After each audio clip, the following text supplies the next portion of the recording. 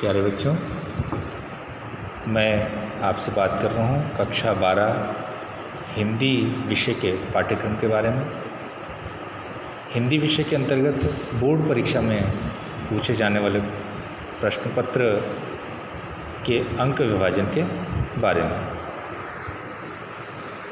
पूरा प्रश्न पत्र 100 अंक का होता है, जिसमें सबसे पहले अपठित बोध गद्यांश हिंदी बोध के अंतर्गत 15 अंक के प्रश्न पूछे जाते हैं।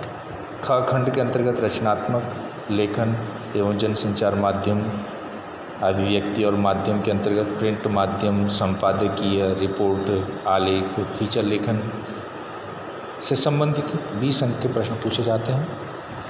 ग खंड के अंतर्गत जो हमारी पाठ्य पुस्तकें होती हैं, उनमें जो मुख्य पुस्तक आरोह भाग 2 के अंतर्गत कुल 26 अंक के प्रश्न पूछे जाते हैं। दूसरी जो पूरक पुस्तक है वितान भाग 2, इसके अंतर्गत 9 अंक के प्रश्न पूछे जाते हैं।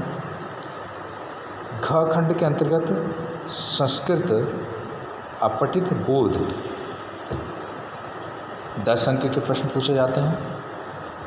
ग खंड के अंतर्गत पाठ्य पुस्तक पर आधारित प्रश्नोत्तर 10 अंक के प्रश्न पूछे जाते हैं। और च खंड के अंतर्गत वाक्य रचना एवं व्याकरण संबंधित 10 अंक के प्रश्न पूछे जाते हैं। इस तरह से कुल 100 अंक का ये मोटा मोटा विभाजन आपके सामने है। अब आइए बात करते हैं इसके विस्तार पर। जो पहला खंड है अपठित बोध। अपठित बोध के अंतर्गत ऐसे गद्यांश या पद्यांश हमारे सामने होते हैं जो हमने पढ़े नहीं होते हैं, लेकिन भाषा विषय के अंतर्गत जो हमने ज्ञान प्राप्त किया है उस पर आधारित प्रश्न यहाँ पर पूछे जाते हैं। गद्यांश पर आधारित बोध पर आधारित बोध, प्रयोग, रचनांतरण, शीर्षक आदि पर लघुत्तरात्मक प्रश्न पूछे जाते हैं, यानी कि जिनके उत्तर हमको एक वाक्य, एक शब्द से लेकर के एक वाक्य तक जिनका उत्तर देना होता है, ऐसे प्रश्न कुल 15 अंक के प्रश्न पूछे जाते हैं। ख खंड के अंतर्गत रचनात्मक लेखन एवं जनसंचार माध्यम के बारे में, जैसे सबसे पहला निबंध है, 10 अंक का निबंध यहाँ पर पूछा जाता है। जनसंचार की निम्नलिखित विधाओं पर 2 प्रश्न के अंतर्गत रिपोर्ट और आलेख से संबंधित, रिपोर्ट पर 5 नंबर की रिपोर्ट और 5 नंबर का आलेखन इसमें पूछा जाता है। खंड ग के अंतर्गत जो हमारी पाठ्य पुस्तक मुख्य पुस्तक जो है आरोह भाग 2, ये कुल 26 अंक जो बताया गया, इन 26 अंकों का कैसे विभाजन होता है। इसमें जो प्रश्न संख्या 4 आपका आता है, इसमें 2 काव्यांशों में से किसी एक पर अर्थग्रहण के 3 प्रश्न आपको पूछे जाएंगे। देखिए, कोई से 2 काव्यांश आपके पास दिए गए होंगे और उन 2 काव्यांशों में से आपने किसी एक का चुनाव करना है और अर्थग्रहण से संबंधित 3 प्रश्न आपको उसमें से करने हैं। प्रत्येक प्रश्न 2 अंक का होगा।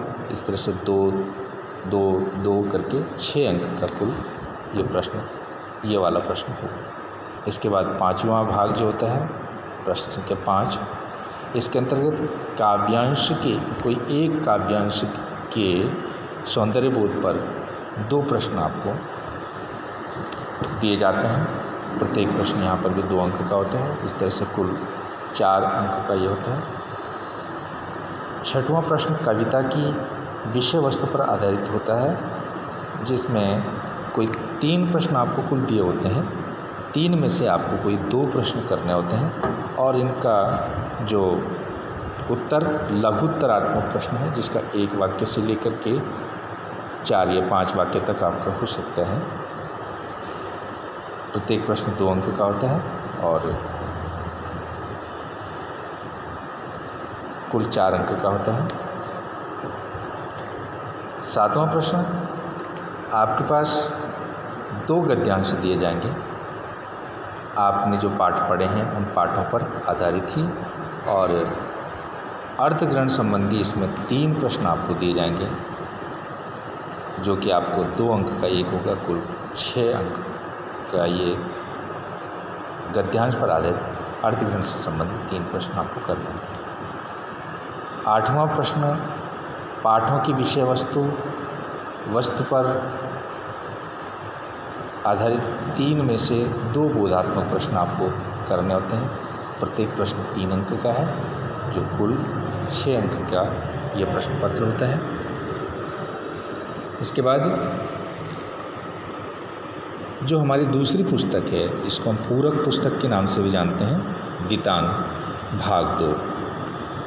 इसमें से कुल 9 अंक के ही प्रश्न पूछे जाते हैं, और इन 9 अंकों का कैसे विभाजन है, इसमें प्रश्न संख्या 9 जो होता है उसके अंतर्गत विचार संदेश पर आधारित 3 में से आपको कुल 3 प्रश्न दिए जाएंगे, और उनमें से कोई 2 प्रश्न जो लघुत्तरात्मक, यानी कि कम से कम शब्दों में कम से कम जिसका उत्तर देना होता है और सटीक सा उत्तर हो, प्रत्येक प्रश्न 2 अंक का होगा। इस तरह से 4 अंक के आपको करना है। प्रश्न संख्या 10, विषय वस्तु पर आधारित 2 में से 1 निबंधात्मक प्रश्न होगा, जो 5 अंक का होगा। ये एक ही प्रश्न दो प्रश्न आपको इस पर आधारित दिए जाएंगे, उनमें से कोई एक प्रश्न आपने करना है, जिसके आपको 5 अंक इसमें आपको प्राप्त करने होते हैं। खंड घ के अंतर्गत जो हमारी तीसरी पुस्तक है, जो अनिवार्य संस्कृत के अंतर्गत हम संस्कृत विषय को पढ़ते हैं, जो हम संस्कृत विनोदिनी के नाम से हम पढ़ते हैं,